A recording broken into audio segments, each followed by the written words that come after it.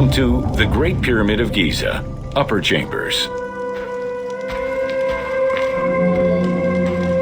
At the entrance of the ascending passage are 3 granite flagstones estimated to weigh up to 25 tons each.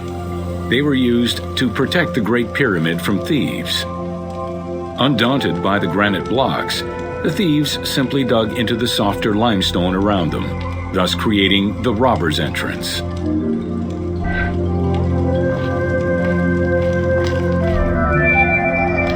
While in reality the robber's entrance is one single cavity which leads to both passages.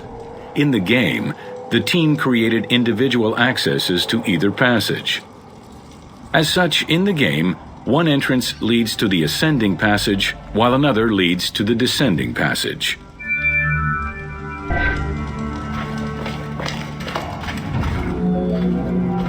The ascending passageway of the Great Pyramid provides a direct path into the Grand Gallery and is accessed 30 meters from the entrance along the descending corridor.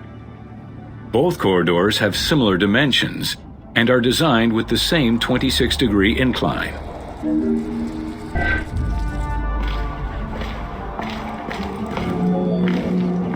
The ascending corridor has smooth masonry on its walls, and the layout includes many trapezoidal stones. Both the floor and ceiling of the passageway indicate that the passage was enlarged, possibly during or after the funeral, to allow workers room to move granite blocks meant to plug the corridor.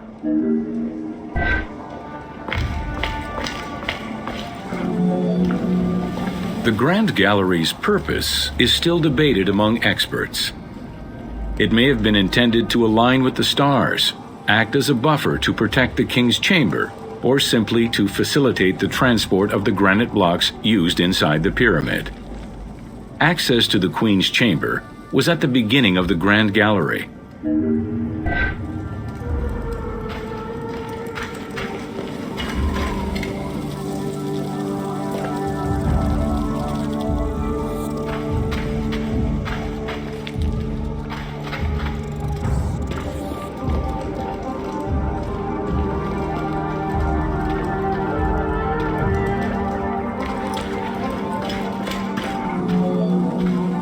Though this room is referred to as the Queen's Chamber, it is believed that there was no queen buried here.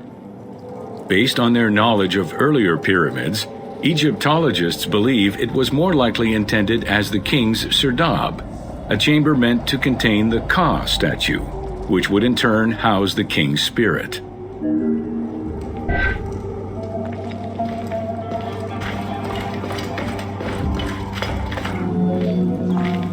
Situated exactly within the pyramid's center, on the east-west axis of the pyramid, the chamber has a vaulted ceiling and measures 5.7 by 5.2 meters.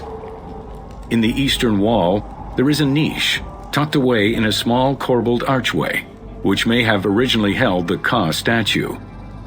Behind this niche is another smaller hole, possibly dug out by thieves in search of further treasure.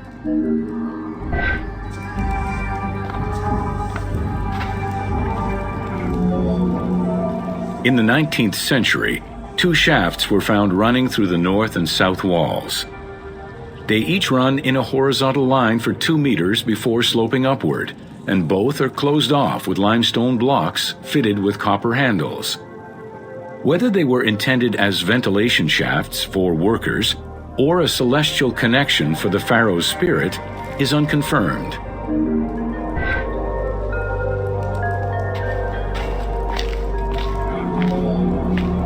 A recent scan of the room indicated the presence of an unknown cavity hidden behind the north face of the walls over the descending corridor.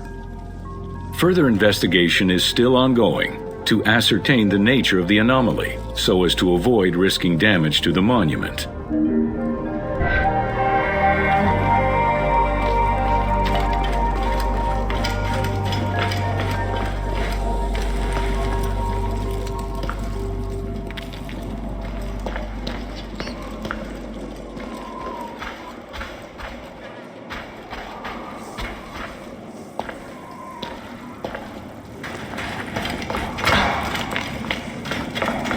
Thank you. Khufu's architects were possibly influenced by earlier rhomboidal pyramids when designing the gallery. It is the longest corbelled vault ever built, measuring 47 meters long and 8.6 meters high. The walls were made to taper inward, allowing for better distribution of weight.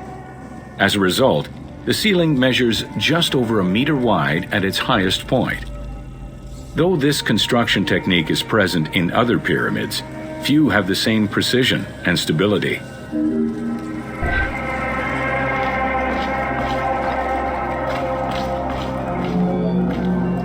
While the space is visually dramatic, the gallery seemed to serve a practical function, though what exactly remains uncertain. Still, the wall design was undoubtedly meant to contribute to the stability of the structure, and its floor may have helped workers move the materials. A channel runs along the middle of the room. A movable floor originally rested in this central recess. The raised benches on either side are equipped with slots that may have been used to help position the granite blocking stones.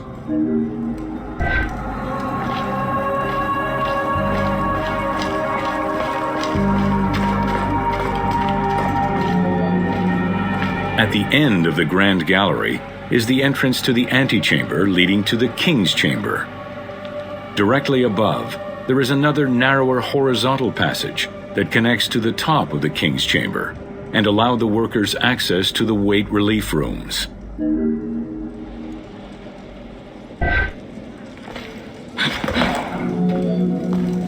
The far end of the Grand Gallery leads to a small antechamber with a portcullis, preventing access to the King's Chamber.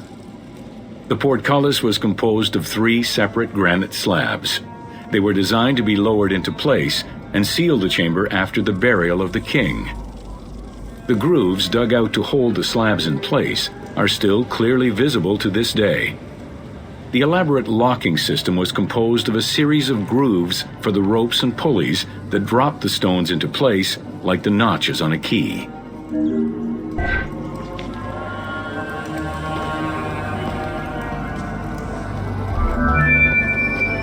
For the purposes of the game, the team elected to remove the portcullis slabs in order to grant the player access to the King's Chamber. The King's Chamber is built entirely out of red granite. The King's Chamber measures 5.8 meters in height. It has an imposing cover of 5 stacked levels above, with granite beams weighing 25 to 40 tons each. The uppermost level is surmounted by a vault of stones, arranged in chevrons to bear the enormous structural load.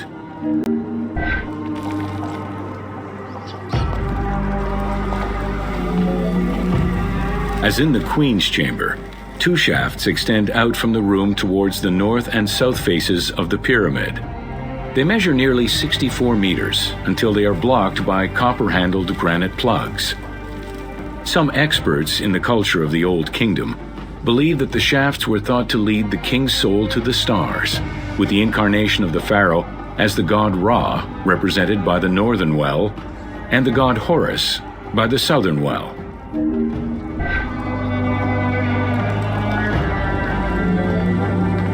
There is a granite sarcophagus at the west end of the room, but it is the concealed construction inscriptions left by workmen on the roof's stones which verify this as the resting place of Khufu. The sarcophagus was recorded as being empty when it was discovered, and its design indicates that there was once a lid in place.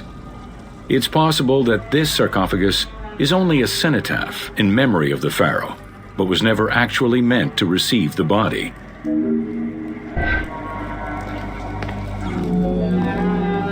Khufu's mummy was never found. It is hoped that as of yet undiscovered hidden rooms and shafts of the pyramid may provide an answer as to its location.